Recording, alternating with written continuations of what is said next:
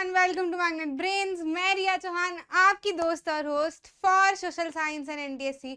आज आपके लिए लेकर आई हूँ previous year questions of the year 2018 part 2। भाई इसलिए लिखा है, क्लियर है ना, सब कुछ दिख रहा है, बढ़िया से चेक कर लेते हैं। हाँ। तो पार्ट 2 आपको इसलिए दिख रहा है यहाँ पर क्योंकि हम 2018 का एक पेपर ऑलरेडी सॉल्व करके आ चुके हैं, एकदम बढ़िया से सब समझ चुके हैं। क्वेश्चंस हमने डिस्कस कर लिए हैं, आंसर्स हमने मार्क कर लिए। आई होप आपको याद है, आप भूले नहीं हो। ठीक है, अब उसी तरीके से हम 2018 का एक और पेपर सॉल्व करने वाले हैं ताकि चीज़ें हमको और क्लियर हो जाए, क्वेश्चंस हमारे और कवर हो जाए। साथ ही साथ में हमको पूरा हिस्ट्री, सिविक्स, ज्योग्राफी, इकोनॉमिक्स में से कैसे चीजें पूछी जाती है वो सब भी बढ़िया से एकदम क्लियर हो जाए। समझ में आ रहा है कि नहीं आ रहा है भाई? तो आज हम डिस्कस करने वाले हैं क्या 2018 का पार्ट 2। कोई दिक्कत तो नहीं है ना? अच्छा, जो बच्चे नए हैं, हो सकता है कुछ बच्चे नए हो, ठीक है, तो अगर कोई बच्चा नया है सीधे इस वीडियो पे आ रहा है तो उसको बता दिया जाना चाहिए, इन्फॉर्म कर दिया जाना चाहिए कि एनटीएससी का सिलेबस जो है वो हमारा कंप्लीट हो चुका है, एकदम बढ़िया है ना। हमने सारे कंसेप्ट वाइज वीडियोस पढ़ लिए हैं, पूरे के पूरे आपको जो एनटीएससी की प्लेलिस्ट है उसमें अवेलेबल हो जाएंगे, है ना। अब सेम चीज हमको क्या करनी है, क्वेश्चन मतलब सारा कुछ पढ़ने के बाद में, क्योंकि कॉम्पिटिटिव एग्जाम है तो क्वेश्चन लगाने की जरूरत पड़ती है ना, पड़ती है कि नहीं पड़ती है? तो वही क्वेश्चन हमको क्या करना है, यहाँ पर लगाना है। बढ़िया, ठीक है। तो क्वेश्चन हम लगाते चलेंगे, समझते चलेंगे। ऐसा नहीं है कि मैंने आपको पढ़ा दिया है तो मैं यहाँ पे क्वेश्चन फट फट फट फट से टिक कराऊंगी, ऐसा हम बिल्कुल नहीं करने वाले, क्योंकि हमने आपका हाथ थामा हुआ है। शुरुआत से आखिरी तक की आपकी जिम्मेदारी हमने हमारे कंधों पर, है ना, उठाई हुई है। ठीक है, सिर पर भी रखी है और कंधों पर भी उठाई है। ठीक, तो हम क्या करेंगे, आपको जो पढ़ाया है तो पढ़ाया है, लेकिन अभी मैं आपको क्वेश्चन समझाते चलूंगी, किस क्वेश्चन में क्या आंसर आना चाहिए, कौन सी चीज हमने कहाँ पढ़ी थी, इसका आंसर हम ये टिक कर रहे हैं तो क्यों टिक कर रहे हैं, ये सारी चीजें साथ में पढ़ाते चलेंगे, है ना। अब कई बार क्या होता है ना कि जो आपको सिलेबस दिया जाता है, एनटीएससी सोशल साइंस का जो सिलेबस है वो काफी वास्ट है, ठीक है। अब वो सिलेबस को भी जब आप पढ़ते हो तो आपको चीजें समझ नहीं आती कि कौन सी चीज कहाँ मिलेगी, है ना। तो हो सकता है आपसे कुछ स्किप हो जाए। मैंने आपको सारी वीडियोस तो प्रोवाइड कर दी है, लेकिन क्वेश्चन पेपर में ऐसा कई बार देखा गया है कि बहुत सारा तो डायरेक्ट वहीं से उठाया हुआ है ना, जितना हमने कवर किया है। लेकिन कुछ स्टेट से ऐसे क्वेश्चंस आ जाते हैं जो थोड़े से बाहर होते हैं, है ना। तो इसीलिए मैं आपको प्रीवियस ईयर क्वेश्चन करा रही हूँ ताकि आप उस बाहर से आने वाले कोर्स के लिए भी प्रिपेयर्ड रहो, क्या आंसर है क्या नहीं है ना। क्योंकि रिपीटेड भी पाए गए हैं प्रीवियस ईयर क्वेश्चन जो है, जैसे जैसे आपने मेरे साथ में, अगर आप पुराने बच्चे हो, आपने मेरे साथ साथ में जितने भी मैंने आपको प्रीवियस ईयर क्वेश्चन कराए हैं, अगर वो आपने भी किए हैं तो आपको इतना तो समझ में आया होगा कि बहुत सारे क्वेश्चन हमको रिपीट भी मिल जाते हैं, जो पुराने साल में कहीं पूछे गए थे वही आने वाले सालों में भी पूछे गए हैं, है ना। तो इसीलिए सारी चीजें करना आपके लिए बहुत ज्यादा जरूरी है। अच्छा, एक और चीज ध्यान में रखना, ऑल्दो आप सिलेबस पढ़ के आए हो या सारी चीजें करके आए हो, तब भी आपको ऐसा हो सकता है कि क्वेश्चन पढ़ते से आपको समझ ना आए कि इसमें मैं क्या आंसर करूं, है ना, या समझ ना आए कि यार बड़ा बड़ा टॉपिक तो मेरे को ध्यान में आ रहा है लेकिन यहाँ क्या लिखना है, या कहाँ से फ्रेम हुआ है, ऐसे कुछ कंफ्यूजन आपके दिमाग में आ सकते हैं, आपको कंफ्यूजन ये वाले रह सकते हैं। तो आप बिल्कुल चिंता मत करो, यहाँ पे मैं आपका टेस्ट नहीं ले रही, है ना। टेस्ट हम लेंगे जैसे ही हमारी एग्जाम की डेट अनाउंस हो जाएगी वैसे। लेकिन अभी आपको क्या करना है ना, आपको इन क्वेश्चन को समझते जाना है, इनके पीछे की कहानी क्या है उसको समझते जाना है, इसका आंसर क्या है इसको समझना है ना। तो हम क्या कर रहे हैं, कुल मिला के पेपर को एनालाइज कर रहे हैं, समझ रहे हैं। मैं ही आंसर हमको आपको बताऊंगी, पर हाँ, मैं बीच बीच में आपको कुछ होमवर्क क्वेश्चन देते रहूंगी, जो हो सकता है ये वाला कोई क्वेश्चन, कोई सा ऐसा क्वेश्चन आ जाए जो मैंने आपको पहले पढ़ाया हो, या उस क्वेश्चन में लगने वाला कोई सा ऐसा कंसेप्ट आ जाए जो मैंने आपको पढ़ाया हो, तो मैं आपसे पूछूंगी जरूर बीच बीच में, है ना। तो आपको क्या करना है, एकदम पिंकी प्रॉमिस करना है और मेरे साथ साथ में आपको उनको समझाते जाना है ना। जो भी मैं आपको पूछूं कि ये चीज मुझे कमेंट में बताना है ना, तो आपको बताना है, बताना है मतलब बताना है। फिर भाई ने बोला मतलब करने का तो करने का, ठीक है। तो आपको बताना पड़ेगा, मेरे को कमेंट्स में दिखना चाहिए। जैसे जैसे वीडियोस प्रीमियर होते हैं ना, मैं सारी चीजें चेक करती हूँ, तो बेईमानी नहीं चलेगी भाई, मेहनत क्या चाहिए दोनों तरफ से, है ना। चलो अब ज्यादा समय नहीं वेस्ट करते हैं, बहुत बोलती हो मैम आप, ठीक है। तो पहले क्वेश्चन की हम शुरुआत कर लेते हैं। सबसे पहला क्वेश्चन हमें क्या कह रहा है, whose creation is the prince. The prince जो है वो किसकी क्रिएशन है, ये हमको बताना है ना। तो आपने, अगर आप प्रीवियस ईयर क्वेश्चन मेरे साथ में सॉल्व करते आ रहे हो तो आपको ध्यान होगा, एक प्रीवियस ईयर क्वेश्चन में एक क्वेश्चन पूछा गया था, एक ऑथर का नाम दिया था और पूछा था कि उनकी सबसे पहली किताब जो थी वो कौन सी थी, है ना, और उसी के ऑप्शन में द प्रिंस भी दिया था, ठीक है। तो मैंने आपको तब बताया था कि द प्रिंस जो है वो इन्होंने नहीं, ठीक है, किसी और ने लिखी, और तब भी मैंने आपको नाम भी बताया था उनका, है ना। तो वही देखो वो नाम बन के यहाँ आ गया। तो हम क्या करते चलते हैं ना, क्वेश्चन के साथ साथ में और भी एक्स्ट्रा चीजें भी पढ़ते चलते हैं, क्योंकि कई बार उसी से रिलेटेड कुछ दूसरी चीजें पूछ लेते हैं क्वेश्चन बना के, तो हमें क्या पता, है ना। तो हमको तो तैयारी वैसी ही रखनी है अपनी, ठीक है। अच्छा, यहाँ पे एक और चीज ध्यान में रखना कि मैंने जो आपको बेसिक सा तरीका बताया था, जो मैं हर वीडियो की शुरुआत में आपको रिवाइंड कराते रहती हूँ, आपको अपनी कॉपी के नोट्स में एक सेक्शन बनाना है जिसमें आप नोट्स लिखते चलोगे रिगार्डिंग ईयर्स, है ना, फाउंडर्स, है ना। ईयर्स का अलग सेक्शन रहेगा आपका, फाउंडर्स का अलग सेक्शन रहेगा आपका। समझ में आ रहा है कि नहीं? और भी बहुत सारी चीजें मैं आपको बीच बीच में बताते चलती हूँ। तो क्योंकि जब एग्जाम समय नजदीक आएगा तो आप सारी वीडियोस तो वापस देख नहीं पाओगे, लेकिन इन वीडियोस से हमको कुछ निकालना तो है ना, कुछ चीज तो लेके जानी है ना, कि ऐसे सिर्फ देख के चले जाना ताड़ के, नहीं ना निकाल के चलना है ना अपने को। तो क्या करना है आपको, आपको अपने नोट्स बनानी है। जैसे ईयर आपने बनाया, ठीक है, एक ईयर का पेज बनाया, या ईयर के लिए आपने 4-5-6 पेज निकाल लिए। अब उसमें आप जो भी, मैं प्रीवियस ईयर क्वेश्चन में आपको ईयर वाले क्वेश्चन दिख रहे हैं वो आप लिखते जा रहे हो। जैसे कि इंडियन नेशनल कांग्रेस कौन से साल में बनी थी, तो इंडियन नेशनल कांग्रेस इधर लिख दिया, इधर उसका साल लिख दिया, है ना। कंज्यूमर राइट्स एक्ट कब इनैक्ट हुआ था, जो कि प्रीवियस ईयर क्वेश्चन में पूछे गए ये वाले सवाल, तो उधर उसका ईयर लिख दिया, है ना। ऐसे ही फाउंडर वाला एक सेक्शन बना लिया जिसमें हम फाउंडर्स लिख रहे हैं, तो इंडियन नेशनल कांग्रेस किसने बनाई थी, तो एओयू ने। ब्रह्मो समाज किसने बनाई थी, तो उनका नाम लिख दिया। बनारस हिंदू यूनिवर्सिटी, तो किसका नाम लिख दिया। अब जैसे ये द प्रिंस पूछा है तो द प्रिंस लिख दिया, और सामने जो भी अभी आंसर होगा इसका वो नाम लिख दिया। तो आपको एग्जाम टाइम में क्या करना होगा ना, सिर्फ पन्ने पलट पलट के रिवाइज करना होगा, है ना। आपको फिर से पूरे के पूरे वीडियोस छाटने की, देखने की जरूरत नहीं पड़ेगी। क्लियर है, समझ में आ गया, है ना। तो अभी फिलहाल यहाँ पर क्या है, क्रिएशन पूछी हुई है द प्रिंस की, यानी कि जो द प्रिंस जो किताब है वो किसने लिखी है, उनका नाम हमको बताना है। तो पहली बात तो मैं आपको बता दूं कि द प्रिंस एक ऐसी किताब है जो कि इनके ऑथर है, अब आपको ऐसे याद तो होगा नहीं, मैं बता देती हूँ, क्योंकि सिलेबस में हमको कहीं पर ऐसा कुछ दिखा नहीं है ना। बाकी फिर भी हम इसको थोड़ा सा दिमाग में रख सकते हैं कि द प्रिंस जो किताब है वो लिखी गई थी मैशिविली के द्वारा, ठीक है। तो अब इन्होंने जो लिखी थी ये किताब, ये क्या सोच के लिखी थी, ये इनके अपने एक्सपीरियंसेस भी इसमें है ना। साथ ही में दुनिया ने क्या एक्सपीरियंसेस लिए हैं वो भी है, ठीक है। तो एक राजा बनने के लिए, या एक अच्छा लीडर बनने के लिए, या एक कहा जा सकता है तो, हाँ, राजा और लीडर ही आप कह सकते हो। इवन आप उस चीज को एज अ राजा भी ले सकते हो, या फिर एक नेता भी ले सकते हो, है ना। अगर किसी भी इंसान को वो चीज बनना है या उस पोस्ट तक पहुंचना है, तो क्या क्या चीजें उसमें जरूरी होती है, क्या क्या चीजों का उनको ध्यान रखना चाहिए, ये सारी चीजें ना उन्होंने अपनी किताब द प्रिंस में लिखी है। As the title suggest, the prince, prince होना मतलब क्या, राजा होना, या लोगों का लीडर होना, या लोगों का संरक्षक होना, है ना। तो वही, अगर आपको वो बनना है तो उसमें, उस किताब में इन्होंने अपने एक्सपीरियंसेस भी लिखे हैं, दुनिया से जो एक्सपीरियंसेस मिले वो भी लिखे हैं, दूसरों के जो एक्सपीरियंसेस हैं वो भी लिखे हैं, है ना। कुल मिला के इन्होंने पूरा सम अप किया हुआ है कि अगर आपको ऐसा कुछ बनना है तो आप में क्या खूबियां होनी चाहिए, किन चीजों पे आपको काम करना चाहिए, सारी चीजें।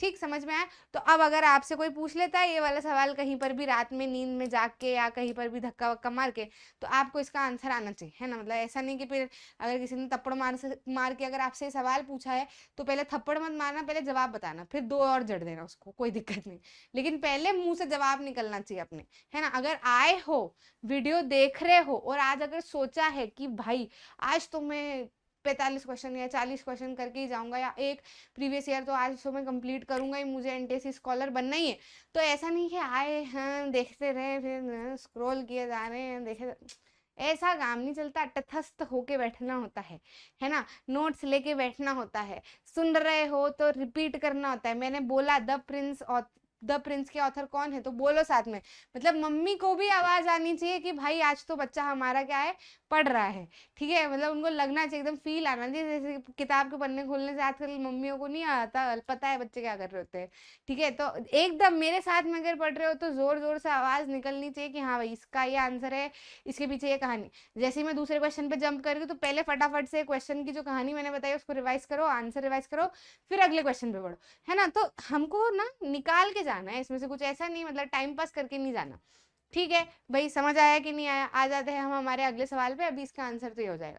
ठीक, नेक्स्ट क्वेश्चन कह रहा है when was the quit India movement started? Quit India movement कब स्टार्ट हुआ था? तो चलो भाई, क्लास 10th की हिस्ट्री की किताब में chapter number 2 nationalism in India के ऊपर जंप मारते हैं और उसका लास्ट पन्ना खोलते हैं जिसमें बॉक्स दिया हुआ है, डब्बा, क्विट इंडिया मूवमेंट, है ना। तो वहां पे लाइन जो है वो शुरू होती है, after the August of Cripps mission, failure of Cripps mission वगैरह की वो बात करते हैं। क्विट इंडिया मूवमेंट जो है वो स्टार्ट होता है, करीब साल भर तक चलता है, ऐसी पूरी कहानी उसमें बताते हैं जो मैं आपको ऑलरेडी एक्सप्लेन कर चुकी हूँ, है ना। आपको पता ही क्विट इंडिया मूवमेंट की कहानी। यही वो मूवमेंट था जिसमें गांधी जी ने अपना डू और डाई वाली स्पीच भी दी थी, ठीक है, फेमस डू और डाई वाली स्पीच भी दी थी। तो बस बहुत ज़्यादा हम परेशान हो चुके थे, अब हमको अंग्रेज़ों की कोई बात नहीं माननी थी और अंग्रेज़ हम हमेशा बहला फुसला के हमसे अपना काम निकलवा लेते थे, जैसा उन्होंने फर्स्ट वर्ल्ड वॉर में निकाला था। अब ये समय जो है वो सेकेंड वर्ल्ड वॉर का आ गया था, फिर से अंग्रेज़ों को हमारी ज़रूरत थी और हमने बोला भाई इसके पहले वाले वॉर में तो हम बुद्धू थे, हमने दिल के हम बड़े थे, बुद्धू तो नहीं थे, दिल के हम महान थे, तो हमने सोचा कि हम तुम्हारी मदद करेंगे तो तुम भी हमारी मदद करोगे, हमारे लिए सहानुभूति रखोगे, लेकिन तुमने ऐसा नहीं किया था। तो अब इस बार हम बिल्कुल हाथ खड़े कर रहे हैं, हम बिल्कुल तुम्हारी मदद जो है वो बिल्कुल भी नहीं करने वाले हैं, जो भी तुम मांग रहे हो हमसे हम नहीं देने वाले, और हम तो शुरू कर रहे हैं भारत छोड़ो आंदोलन। तो बिल्कुल तुम अब यहाँ से जाओ, हाथ जोड़ते हैं, टाटा बाय बाय, है ना। तो हमने क्या किया, क्विट इंडिया मूवमेंट, भारत छोड़ो आंदोलन की शुरुआत की इन द ईयर, जोर से बोलो जिसको भी अगर पता है आंसर तो जोर से बोलना मेरे साथ, 1942। कौन सा साल था वो? 1942 का समय था, करीब साल भर तक ये मिशन चला था, फिर उसके बाद थोड़े साल बाद तो हमको आज़ादी मिल ही गई थी, है ना। तो आंसर यहाँ पे क्या हो जाएगा, 1942।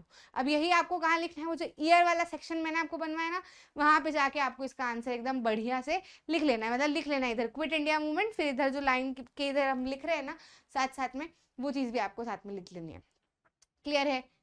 समझ में आ गया है? कोई दिक्कत तो नहीं है ना। चलो नेक्स्ट क्वेश्चन पे आ जाए।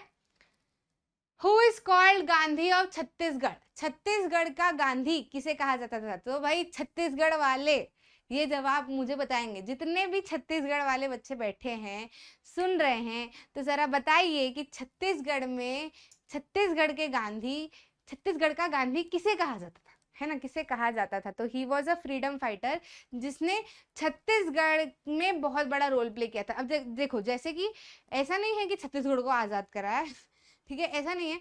अब पूरे इंडिया में अगर मूवमेंट चलाना था, पूरे इंडिया में अगर मूवमेंट छेड़ना था, पूरे इंडिया में अगर आंदोलन चलाने थे, पूरे इंडिया को अगर एकजुट करना था, तो जाहिर सी बात है हर एरिया से, पूरा इंडिया जो है वो एरिया से ही तो मिलकर बना है, तो हर एरिया से लोगों का उठना जरूरी था।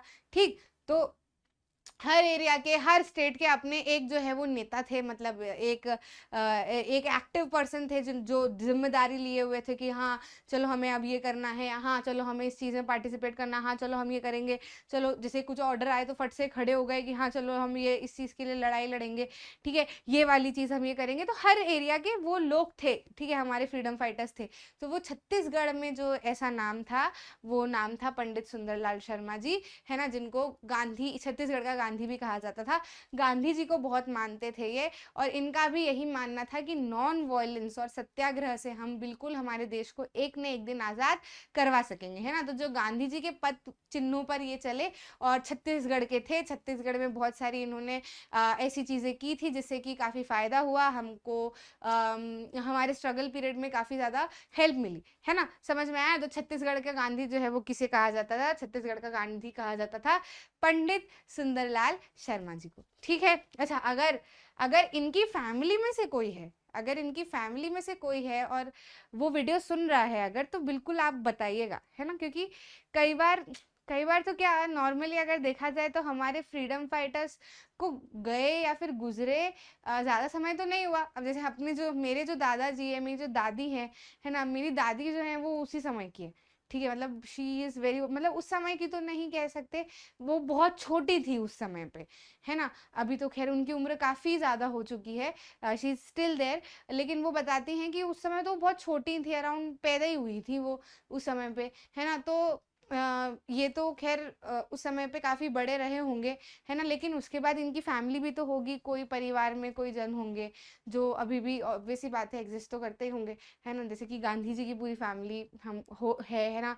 सुभाष चंद्र बोस जी की फैमिली है, ठीक है? तो बहुत सारे लोग हैं जिनकी फैमिली अब जैसे भगत सिंह जी जो थे वो काफ़ी कम उम्र में शहीद हो चुके थे, ठीक है? तो ही वाज़ मतलब उनकी फैमिली नहीं हमको देखने को मिलेगी, मतलब जो भी है उनके जो घर वाले जो दूसरे लोग हैं वो तो ज़ाहिर सी बात है वो तो रहते ही हैं, फिर उनके पोते परपोते परपोते करके जो है वो लोग होंगे, है ना? तो ज़्यादा हमको खबरों में या उनमें देखने को नहीं मिलता है, बाकी उनको भी सलाम है अगर वो सुन रहे हैं, किसी भी फ्रीडम फाइटर की फैमिली में से अगर कोई बच्चा है सुन रहा है ना? तो मतलब बहुत गर्व की बात होती होगी आप लोग के लिए, बहुत प्राउड मोमेंट होता होगा जब भी उन फ्रीडम फाइटर्स का नाम लिया जाता होगा, है ना? तो अगर अगर पंडित सुंदरलाल शर्मा जी या ऐसे जितने भी हमारे फ्रीडम फाइटर्स हैं उनके बच्चे, उनके पोते पोती या पर पोते पोती या पोते पोती अगर कोई सुन रहे हैं, जो बड़े हैं, जो देख रहे हैं, सुन पा रहे हैं अगर, तो कमेंट सेक्शन में ज़रूर से बताइएगा। बाकी सारे लोग उनको थोड़ा सा ग्रीट ज़रूर से कीजिएगा अगर कोई कमेंट में आता है और बताता है, अपनी प्रेजेंस मार्क करता है तो, है ना? ठीक है, चलो आगे बढ़ते हैं और बात कर लेते हैं हमारे नेक्स्ट क्वेश्चन की, जिसमें कहा जा रहा है अमोघ वर्षा वाज द रूलर ऑफ। अमोघ वर्षा जो था वो कौन कहाँ का रूलर था, है ना? तो बेसिकली देखा जाए तो अमोघ वर्ष जो था वो राष्ट्रकूटा डायनेस्टी का रूलर था। अच्छा, अब ये सारे आंसर हमने कहाँ पे पढ़े हैं, ये वाले सवाल हमने कहाँ पे किए हैं? तो हमने बेसिकली हिस्ट्री मेडिवल जो है वो पूरी कवर की है, एंशिएंट भी हमने पूरी कवर की है, मॉडर्न भी हमने पढ़ ली है ना? तो जो हम मेडिवल पीरियड में जब हम बात करते हैं तो उसमें मैंने आपको जो साउथ की जितनी भी डायनेस्टीज हैं, है ना, न्यू एम्पायर्स एंड किंगडम्स करके जो चैप्टर है उसमें आपको पढ़ाया हुआ है।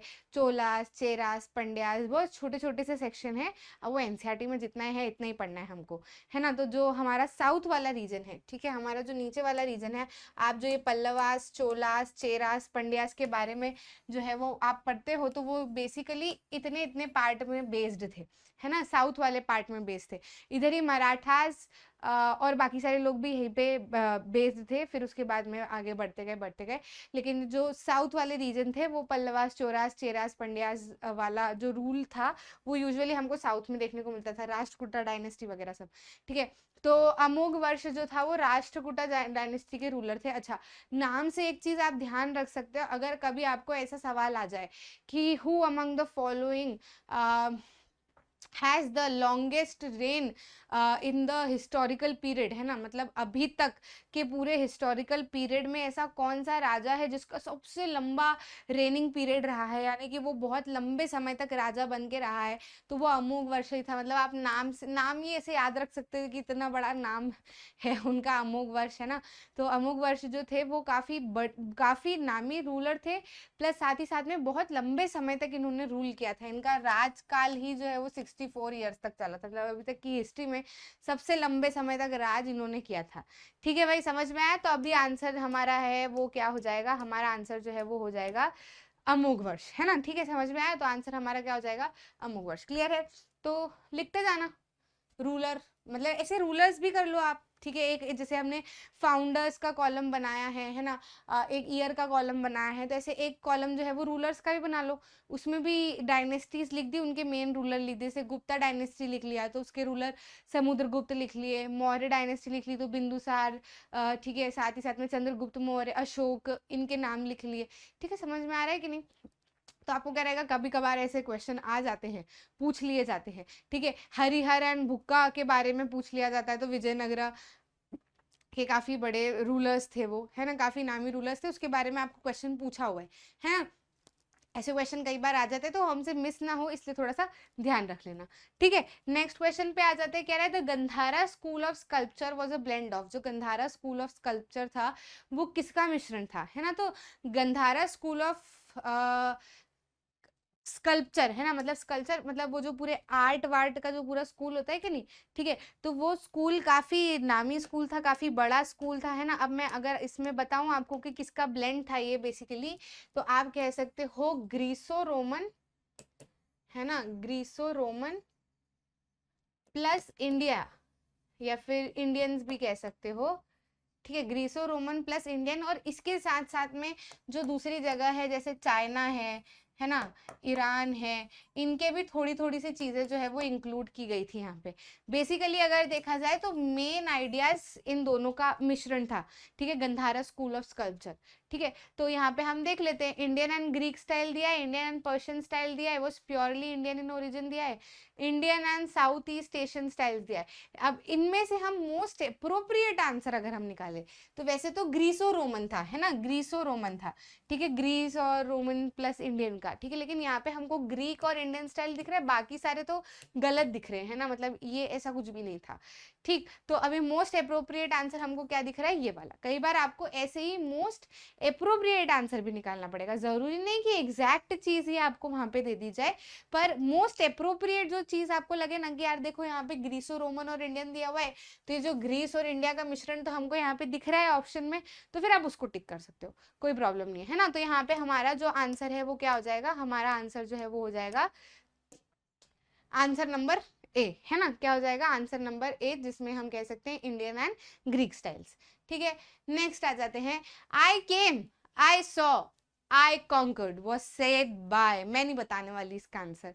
10th क्लास में आपको एक नॉवल भी है, नहीं एक ड्रामा भी है इसके ऊपर, नॉवल तो नहीं है, एक ड्रामर भी है आपको इसके ऊपर, इंग्लिश में है, हमको तो था, होना तो चाहिए आपको, ठीक है, पर बाकी फिर भी अगर नहीं भी हो तो भी आप ढूंढ के बता सकते हो, मेरे को तो था, थोड़े साल पहले की तो बात है मतलब ऐसे तो चेंज तो नहीं होना चाहिए, बाकी रैशनलाइज सिलेबस में भी हो या ना हो, बाकी हाँ आप देख सकते हो एक बार, अगर नहीं भी हो सिलेबस में तो कोई बात नहीं, आप ढूंढ के बता देना, वैसे तो होना चाहिए मेरे हिसाब से। तो ये लाइन जो है वो किसके द्वारा कही गई थी, नेपोलियन, चंगिस खान, जूलियस सीजर या फिर अलेक्जेंडर, इन चारों में से ये लाइन किसने कही थी। मतलब कुछ लोग तो तुक्का भी लगा सकते हैं, तो उनका तुक्का भी सही जा सकता है क्योंकि सुना तो होगा आपने ये नाम, है ना। तो अब मैं इसका आंसर आपको बिल्कुल नहीं बताने वाली, मैं इसको फट से हाइड कर देती हूँ और आगे वाले क्वेश्चन पे बढ़ जाती हूँ, क्योंकि आप लोग बहुत चतरे हो। मैं जैसे आपको होमवर्क देती हूँ ना और मैं कहती हूँ कि मैं दूसरे क्वेश्चन पे बढ़ जाती हूँ, तो आपको हरा वाला टिक तो दिख ही जाता है ना, फिर आंसर आपके वहीं से आ जाते हैं, तो वो काम नहीं होना है। अब मैं क्या करूँगी, अब मेरे टिक्स को छुपा दिया करूँगी। अब मेरे को पता भी नहीं है कि वो मैं छुपाया है तो ढंग से छुपा है कि नहीं छुपा है, पर मैंने कोशिश जरूर की है उसको छुपाने की ठीक है, तो अभी कुछ नहीं, अभी तो आपको तो अपना आंसर अपनी तरफ से दिख भी जाए तो भी लिख देना, है ना, मुझे पता तो चले कि कौन एक्टिवली सुनता है। ठीक है, तो ये तो डायलॉग है बेसिकली, अब इसमें और क्या एक्स्ट्रा बताना, डायलॉग्स होते हैं वो नाम आपको याद रखने होते हैं। इनकलाब जिंदाबाद किसका था, ये चीज भी आपको बतानी है, क्योंकि एक प्रीवियस ईयर क्वेश्चन में मैंने पूछा था तब भी आपसे, है ना, और क्वेश्चन भी आया था प्रीवियस ईयर क्वेश्चन में कि इनकलाब जिंदाबाद जो है ये नारा किसके द्वारा लगाया गया था, तो वो फिर से बताओ जरा, रिवाइंड करते चलो सारी सारी चीजें पुरानी भी। The country where the process of industrial revolution started first in Europe was, ऐसी कंट्री जहां पर, यूरोप में ऐसी कंट्री जहां पर सबसे पहले इंडस्ट्रियल रिवॉल्यूशन स्टार्ट हुआ था। तो अब इसका आंसर आपको कैसे मिलना चाहिए, है ना, इसका आंसर आपको मिलेगा, याद करो एज ऑफ इंडस्ट्रियलाइजेशन, है ना, एज ऑफ इंडस्ट्रियलाइजेशन, उसमें आपको सुनाई जाती है दो जगह की कहानी, एक तो ब्रिटेन और एक इंडिया। तो जब वो शुरुआत में ब्रिटेन की कहानी सुना रहे होते हैं तब वो आपको एक सिंपल सी बात कहते हैं कि हम इसमें पढ़ने वाले हैं ब्रिटेन के बारे में, क्योंकि ब्रिटेन ही ऐसा देश था पूरे यूरोप में जहां पर सबसे पहले इंडस्ट्रियलाइजेशन हुआ था। अब ये सारी चीजें हम ना चैप्टर के टाइम पे पढ़ रहे होते तो हमको दिमाग में नहीं आती है, हम स्किप कर जाते हैं, लेकिन वही चीजें जब हमारे क्वेश्चन बन के सामने आती है ना तो हमको सोच पड़ती है, अच्छा ऐसे भी क्वेश्चन पूछा जा सकता है, इसलिए प्रीवियस ईयर क्वेश्चन बहुत ज्यादा जरूरी है। अच्छा, इस पर्टिकुलर ये वाला जो पर्टिकुलर प्रीवियस ईयर क्वेश्चन है, इसके सिविक्स के क्वेश्चन बहुत अच्छे हैं, मतलब अच्छे अच्छे लेवल के हैं, थोड़े डिफिकल्ट है, तो आपको उसके ऊपर ध्यान देना पड़ेगा। मेरे साथ में तो सिविक्स जो है अभी लास्ट में आएंगे उनके क्वेश्चन, तो वो मिस मत करना, है ना, अभी तो ये हिस्ट्री हमारा चल रहा है।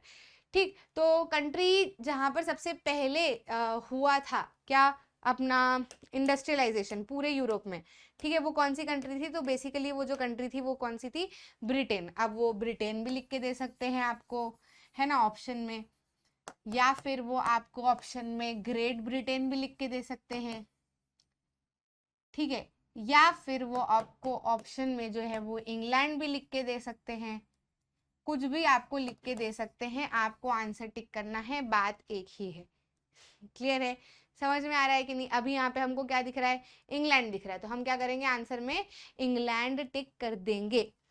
ठीक, नेक्स्ट क्वेश्चन पे आ जाए भैया, चलते हैं, बढ़ते हैं हमारे अगले सवाल की ओर। इसका आंसर तो इंग्लैंड हो गया। The sati pratha was declared illegal during the governor generalship of, sati pratha जो एक काफी क्रूअल प्रथा थी, जो हमारे भारतवर्ष में एग्जिस्ट करती थी, ऐसे देश में जहाँ पर औरतों को पूजा भी जाता है, गॉडेस भी माना जाता है, वहां पर सती प्रथा जैसी प्रथाएं भी एग्जिस्ट करती है, जो कि काफी आयरॉनिकल बात है, लेकिन हाँ एग्जिस्ट करती थी। तो ये पूछ रहा है सवाल में कि कौन उस जब ये सती प्रथा बैन हुई थी, अबॉलिश हुई थी, तो उस समय पे इंडिया का गवर्नर जनरल कौन था, है ना। तो बेसिकली उस समय तक इंडिया में ब्रिटिश राज जो है वो आ गया था, और गवर्नर जनरल उस टाइम पे चलते थे। फिर थोड़े समय बाद वाइस रॉय बनने लगे थे, है ना। तो ये गवर्नर जनरल जब तक चलते थे ना, तब तक सती प्रथा जो है वो उसी पीरियड में बैन हो गई थी। अच्छा, आपको यहाँ पर एक और काम करना है कि मैं आपको बहुत बार सती प्रथा की कहानी भी सुना चुकी हूँ किसी प्रीवियस ईयर क्वेश्चन में, है ना। क्योंकि उस समय में पूछा गया था, एक क्वेश्चन आपके इसमें आया था कि सती प्रथा को बैन करने में मेन रोल जो है वो किसका रहा है ना। तो वो हम ऑलरेडी डिस्कस कर चुके हैं, तो अब आपको फिर से उसको रिवाइज करना है, और कमेंट में अपने साथ साथ में दूसरे बच्चों को भी रिवाइज कराना है।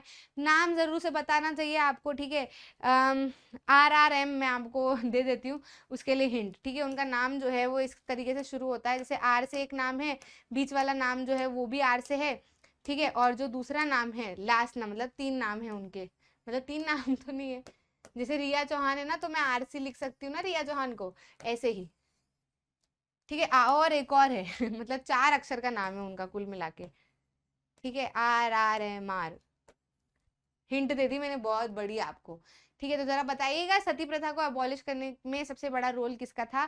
तो उनके नाम की हिंट मैंने आपको दे दिया, आपको सिर्फ नाम लिखना है, ठीक है। देखूंगी मैं किस किसको याद है कि नहीं याद है। बाकी उस समय के गवर्नर जनरल जो थे वो कौन थे, वो विलियम बेंटिंग थे। अगर किसी को नहीं पता है कि सती प्रथा जो है वो क्या प्रथा थी, अगर आप इस चीज से अनिभिज्ञ है, तो मैं आपको बता देती हूँ कि पुराने समय पे ऐसा होता था, जैसे कि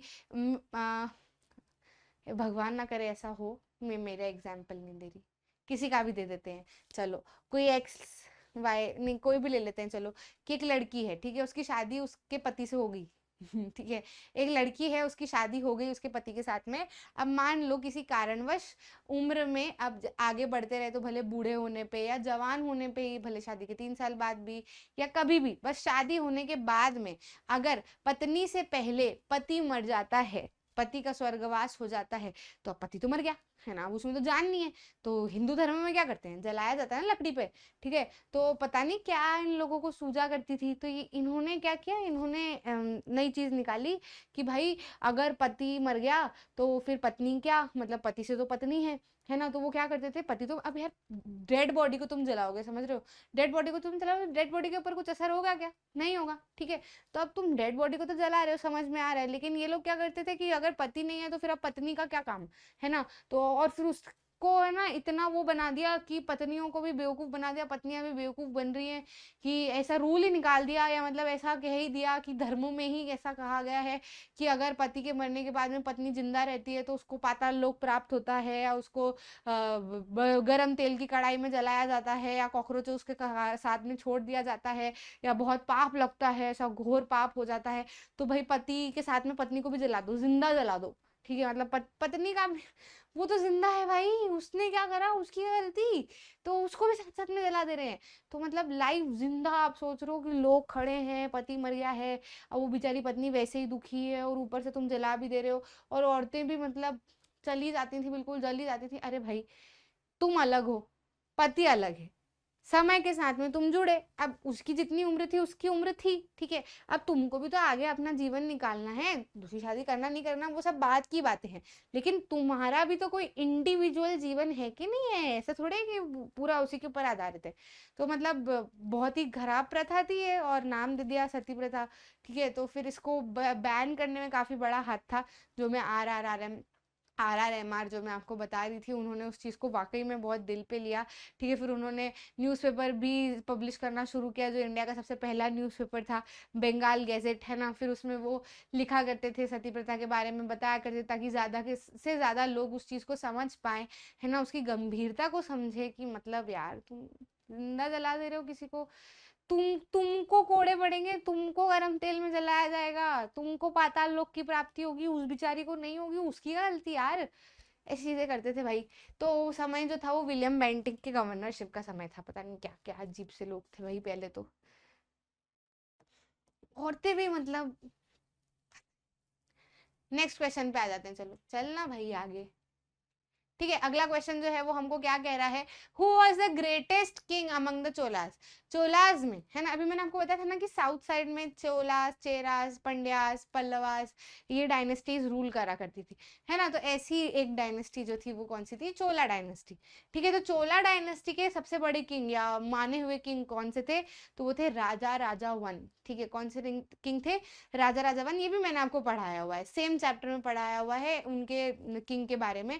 तो राजा राजा वन वॉज द किंग, और इवन इन्होंने हराया था एक काफी बड़े राजा को तिरुवनंतपुरम पे। तो उसके बाद से इनकी ख्याति और ज्यादा बढ़ गई, लोगों के बीच में ये और ज्यादा फेमस हो गए, है ना। तो क्या नाम था भैया, राजा राजा वन इनका नाम था। तो जो हम अभी राजा रूलर्स के बारे में बात कर रहे हैं ना, तो चोलास में लिख देना, वो ग्रेटेस्ट किंग ऑफ चोलास, नाम लिख दिया राजा राजा वन। ठीक है, name the ruler of Gupta dynasty about whose conquest in the Allahabad pillar inscription presence on accounts of. बहुत बार ये क्वेश्चन पूछा गया है, अलग अलग तरीकों से ये क्वेश्चन पूछा गया है, पर सवाल का जवाब एक ही होना है, समुद्रगुप्त। ठीक है, मतलब मैं आपको एक क्रक्स बता देती हूँ पूरी कहानी का, वो फिर हमेशा स्पेलिंग मतलब हाँ स्पेलिंग तो नहीं, हमेशा शब्दों को बदलाव करके, हेर फेर करके, या क्वेश्चन के शब्दों को चेंज करके वो आपसे नया सवाल बना के पूछते हैं।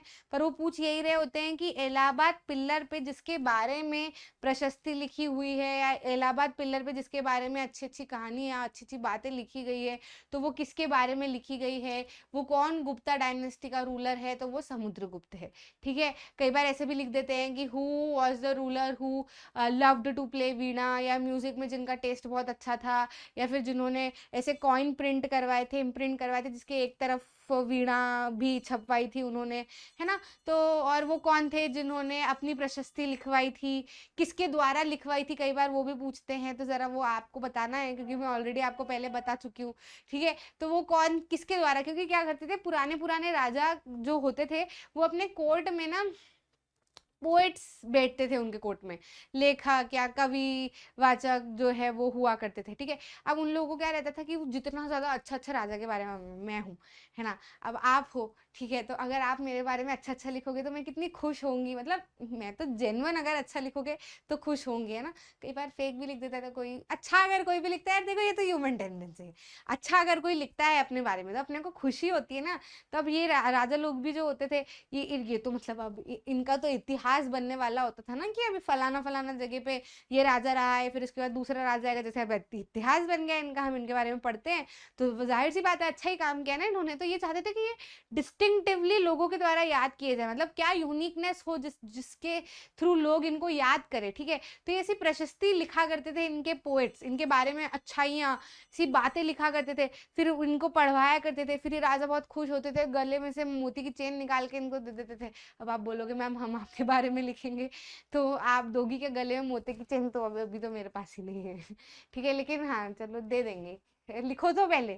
ठीक है, अब तो फोन पे पेटीएम हो गया है, तो वैसे देख लेंगे, पर पहले लिखोगे अगर तो देंगे, है ना। बाकी देखो ये ऐसे ही क्या करते थे पुराने राजा, फिर उनको दिया करते थे, खुश होते थे, तो फिर वही चीज मेन्यूस्क्रिप्ट्स वगैरह में या ऐसे पिल्लर पे इंस्क्राइब करवा के लोग रखते थे, ताकि आने वाला युग पीढ़ियों तक इनको याद रखे। समझ में आ रहा है कि नहीं। तो उसको क्या कहा जाता था, प्रशस्ति भी कहा जाता था, इंस्क्रिप्शन भी कहा जाता था, है ना। तो ऐसे समुद्रगुप्त के बारे में इलाहाबाद पिल्लर पे बहुत सारा कुछ लिखा है कि महान राजा थे, बहुत सारे राजाओं को इन्होंने हराया, और ऐसा ऐसी चीजें के शौकीन थे, ऐसी बढ़िया बढ़िया बातें इनके बारे में लिखी है ना। तो आंसर हमारा क्या हो जाएगा, समुद्रगुप्त। ठीक है, नेक्स्ट आ जाते हैं, मेसोपोटामिया मीन्स, पता नहीं क्या इस शब्द में खास बात है, मैं बचपन में बहुत बोलती थी, मैं पता नहीं कहाँ सुन लिया था, मेरे को इस शब्द को बोलने में इतना मजा आता था, इतना अच्छा लगता था मेरे को मेसोपोटामिया। पता नहीं क्या क्या अच्छा लगता था, मुझे नहीं मालूम, बाकी अच्छा लगता था। तो इस चीज का मतलब मुझे अभी कुछ थोड़े दिन पहले ही पता चला, जब ये सवाल मेरे को दिखा, क्योंकि मुझे भी इसका आंसर पता नहीं था, मुझे ढूंढना पड़ा, क्योंकि पता ही नहीं था ना, ऐसा कुछ काम ही नहीं पड़ा, मेसोपोटामिया चल रहा है तो चल रहा है। ठीक है, अब कई बार नहीं पता होती चीजें, उसमें क्या है, तो चलो अपन साथ में डिस्कस करते हैं। मेसोपोटामिया क्या है, तो ये एक ऐसी जगह है जो कि रिवर से घिरी हुई है। ठीक है, a land between the reverse. ठीक है, पानी से जो घिरी हुई जमीन है उसको क्या कहते हैं, मेसोपोटामिया कहते हैं। It is a Latin word. ठीक है, समझ में आया। तो the land between the reverse. Is the answer क्या हो जाएगा हमारा डी, है ना। नेक्स्ट क्वेश्चन पे आ जाते हैं। Who was the ruler of India when the Ibn Battuta visited India. India में जब इब्न बतूता आए थे तो यहाँ के उस समय के रूलर कौन थे, तो इसके बारे में हम पढ़ के आए हैं, है ना। जब हमने दिल्ली सुल्तान के बारे में बात की थी, है ना, दिल्ली सुल्तान या फिर दिल्ली सल्तनत के बारे में बात की थी, उसकी पूरी की पूरी वीडियो है आपके पास अवेलेबल, है ना, प्लेलिस्ट में। तो उसमें मैंने आपको बताया है, बहुत अच्छे से पढ़ाया है कि मोहम्मद बिन तुगलक का समय था वो, ठीक है, मोहम्मद बिन तुगलक का समय था, तुगलक, हाँ मोहम्मद तुगलक, ठीक है, मोहम्मद तुगलक का समय था। उस समय पे इब्न बतूता इंडिया आया था, ठीक है। तो उसने मतलब बहुत सारी चीज़ें इंडिया के बारे में ऑब्जर्व की थी, तो उसने ऐसा बहुत सारे लिखा था कि जब राजा दरबार से बाहर आता था, तो बाहर आता है तो हाथी घोड़े सब उसके साथ में आते हैं, बड़ी बड़ी रैलियां निकाली जाती हैं, और इस तरीके से निकाली जाती है कि जैसे जैसे राजा का कारवां आगे बढ़ते जाता है तो पीछे पीछे पूरा गांव में धूल ही धूल उड़ जाती है, क्योंकि साइड से बात है हाथी घोड़े वगैरह सब लोग दौड़ लगा रहे हैं, ऐसे आगे आगे बढ़ते बढ़ते जा रहे हैं, राजा उस पर बैठ के आ रहा है, ठीक है। तो ऐसा पूरा सीन जो है ये इन्होंने लिखा है, ठीक है। तो किसका समय था बेसिकली अगर बात की जाए, हमें पूछा गया है रूलर के बारे में, तो आंसर हमारा क्या हो जाएगा, मोहम्मद बिन तुगलक, है ना, क्या हो जाएगा, मोहम्मद बिन तुगलक।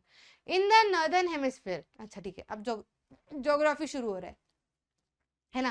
तो कई बार बहुत सारे स्टेट्स में ऐसे हिस्ट्री, सिविक्स, ज्योग्राफी, इकोनॉमिक्स, ऐसे तीनों चारों जो है वो अलग अलग सेक्शन दिए होते हैं, और सब में से कई बार 10-10 क्वेश्चन आ रहे होते हैं, तो 40 क्वेश्चन ऐसे हो जाते हैं, है ना। लेकिन कई सारे स्टेट्स जो है वो रैंडम भी क्वेश्चन निकालता है, उसमें मेंशन नहीं करता हिस्ट्री, सिविक्स, ज्योग्राफी, इकोनॉमिक्स, सारे क्वेश्चन मिक्स रहते हैं, है ना। तो अपने को तो सबकी तैयारी रखनी है, ठीक है। बाकी यहाँ पे तो ऐसे पार्टीशन है। अब ज्योग्राफी, अभी तक हिस्ट्री चल रहा था, अब ज्योग्राफी शुरू हुआ है, ठीक है। In the northern hemisphere due to Ferrel's law the winds deflected, है ना। फेरल्स लॉ की वजह से नॉर्दर्न हेमिस्फीयर में विंड किधर की ओर डिफ्लेक्ट होती है। अच्छा, तो अब यहाँ पे मेरे को आपको थोड़ा सा क्या कहते हैं, पिक्चरों के साथ समझाना पड़ेगा, है ना। तो हम बनाते हैं हमारा अर्थ, ठीक है, क्या गोल बना है, इतना तो गोल अर्थ होगा भी नहीं, ठीक है। तो अभी बनाते हैं हम अर्थ। अब ये जो अर्थ है इसमें आप देखते हो क्या होती है, एक्सिस, ठीक है। थोड़ी तारीफ कर दी तो साहब पगला गए, है ना, बिगाड़ दिया मेरा गोला एक्सिस ने, कोई बात नहीं, चलो। ये क्या है हमारा अर्थ, ठीक है। अब ये क्या है हमारी एक्सिस, है ना। गलत बन रही है यार, तुमको दिख नहीं रही, थोड़ा सा देखना पड़ेगा। ऊपर एक्सिस है तो कहाँ बनाऊं, यहाँ बना देती हूँ, है ना, ठीक है, समझ आ रहा है।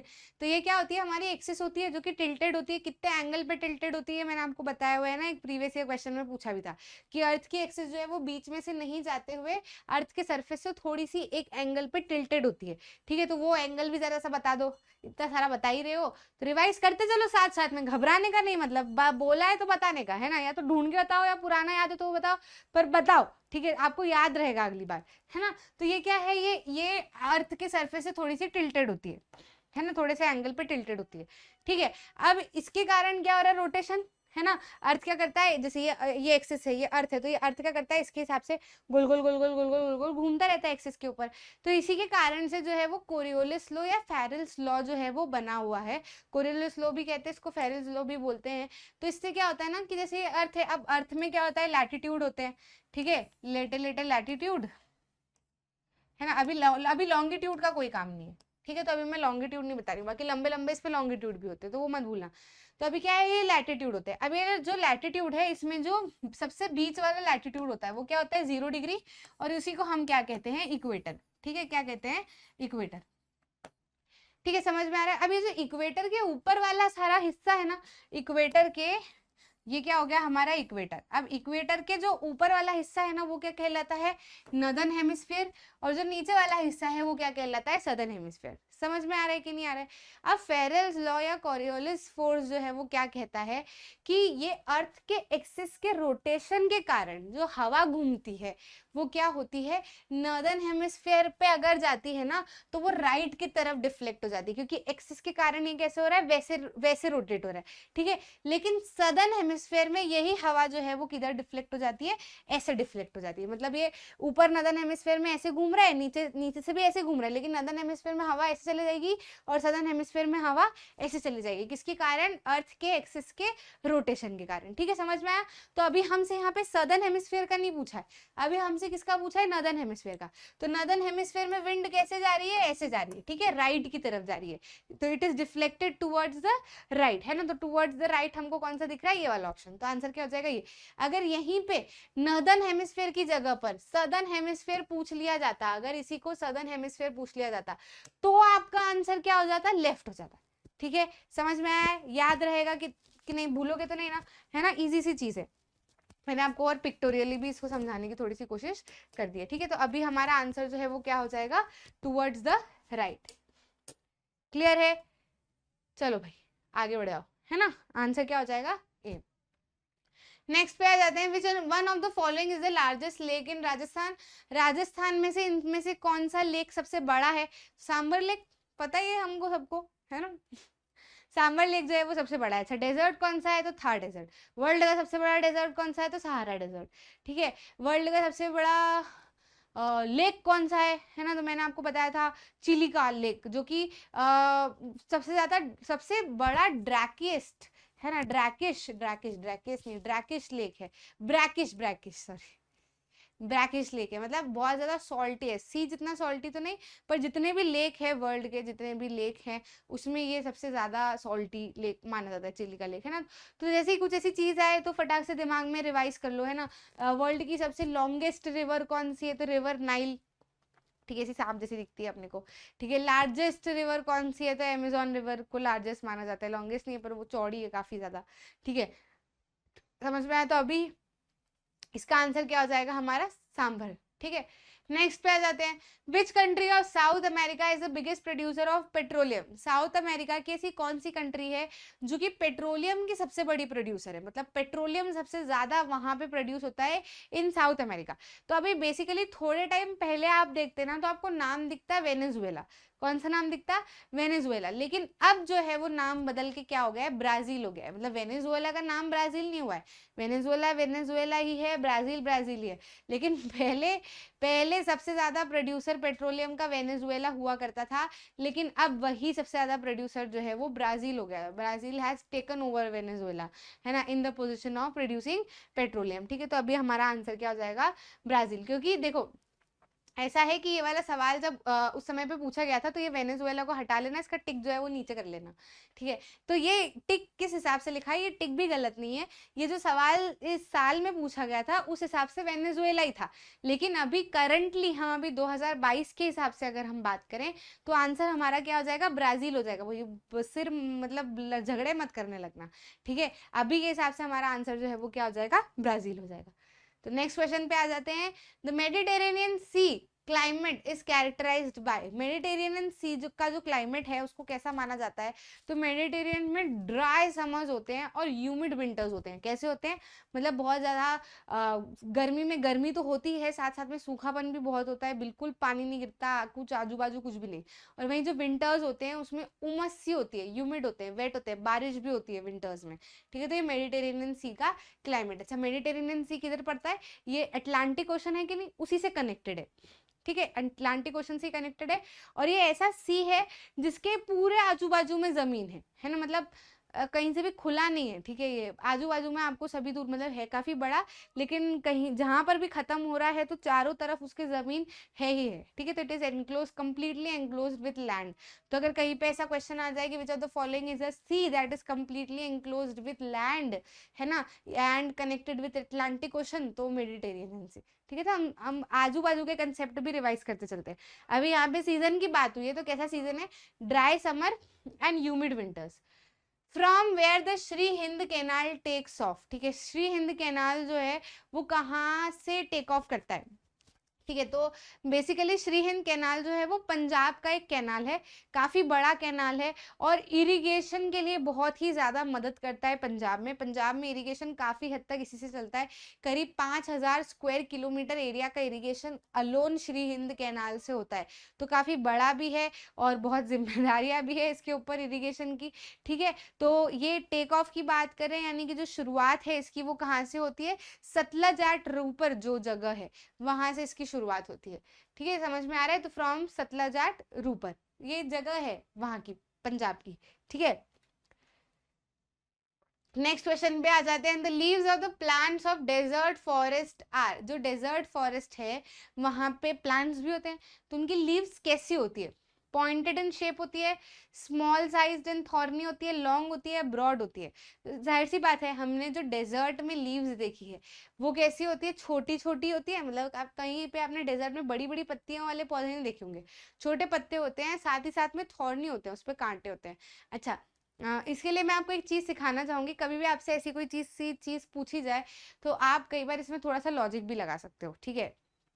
ये कहानी जो है या फिर ये जो बात जो है, ये जो फैक्ट है, ये आते हैं from survival of the fittest, ठीक है। ये जो चार्ल्स डार्विन की थ्योरी है, it is very real theory, कि जो उस एरिया में या उस इलाके के हिसाब से फिट अपने आप को बदल लेता है, अपने आप को फिट कर लेता है, वही वहां पे सरवाइव कर पाता है। जैसे कि डेजर्ट में अभी आपको ले जाके पटक दूं तो आप कर पाओगे क्या सरवाइव? नहीं कर पाओगे।